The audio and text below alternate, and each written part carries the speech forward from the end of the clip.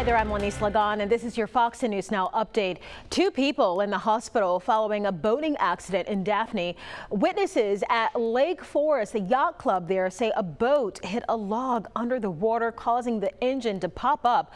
We spoke with a witness who says one of the injured men went into heroic actions in order to save the other, even going as far as jumping in the water and pulling the boat to the shoreline. You can watch that full story online.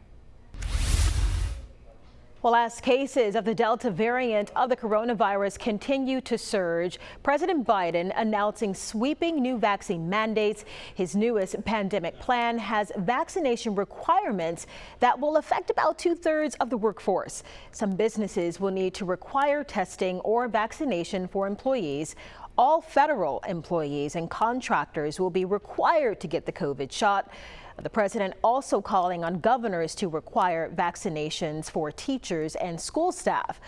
The plan also calls for booster shots, plus more testing and masking. If you refuse to wear a mask while you're flying, the fines now will be double.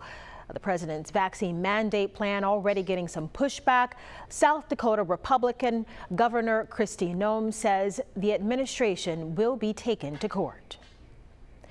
And Governor Ivey also reacting to the announcement, saying this: once again, the president has missed the mark. His outrageous overreaching mandates will no doubt be challenged in the courts, placing more burdens on employers and employees during the pandemic with rising inflation rates and lingering labor shortages is totally unacceptable, she says.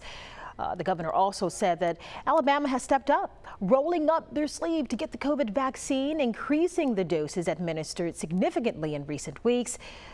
She says we have done so without vaccine mandates from Washington or Montgomery. Now we have more reaction to the president's COVID plan. That is right on fox10tv.com. Well, nearly 2 weeks after Hurricane Ida swept through, New Orleans is slowly coming back. Supply trucks delivering beer on Bourbon Street. All right, some businesses slowly reopening too. Gasoline is easier to find, they say. Cleanup efforts, though, still visible across the city. New Orleans showing signs of returning to normal as electricity has been restored to nearly the entire metro area. The outside city limits, you still have thousands of people struggling without power and water, I should say. And they say it could take weeks to restore the electricity to some areas.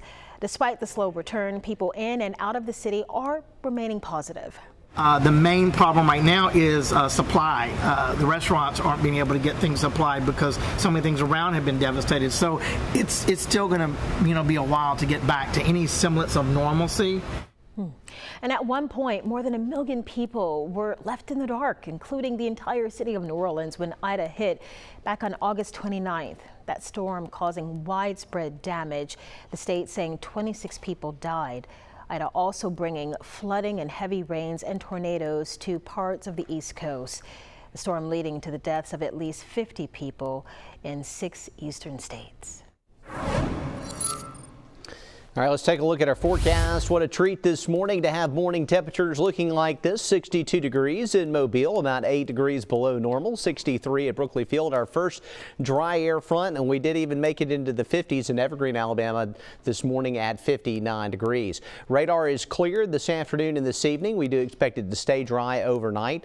Looking at the tropics, Larry moving up towards Canada, could even be a hurricane making landfall there this weekend. We're also looking at a tropical wave coming across the Yucatan, which has a pretty good chance of getting organized here over in the western Gulf and the Bay of Campeche. It looks like it's more of a threat to Mexico or South Texas. And a new wave coming off of Africa is also likely to develop, but it's a long ways off. Nothing directly threatening us at this time. Tomorrow morning will be similar to this morning. We'll see temperatures in the 60s in many areas. You can see around 64 Mobile and Daphne, 61 Citronelle and Bay Minette, low 60s Chatham, Jackson, Monroeville, and Bruton. More nice September-like air moving in, and looking ahead, widely scattered showers return along with some humidity on Sunday, and temperatures start bubbling back up into the middle 80s. We'll also see scattered showers and thunderstorms by next week. Thanks for joining us here on Fox 10.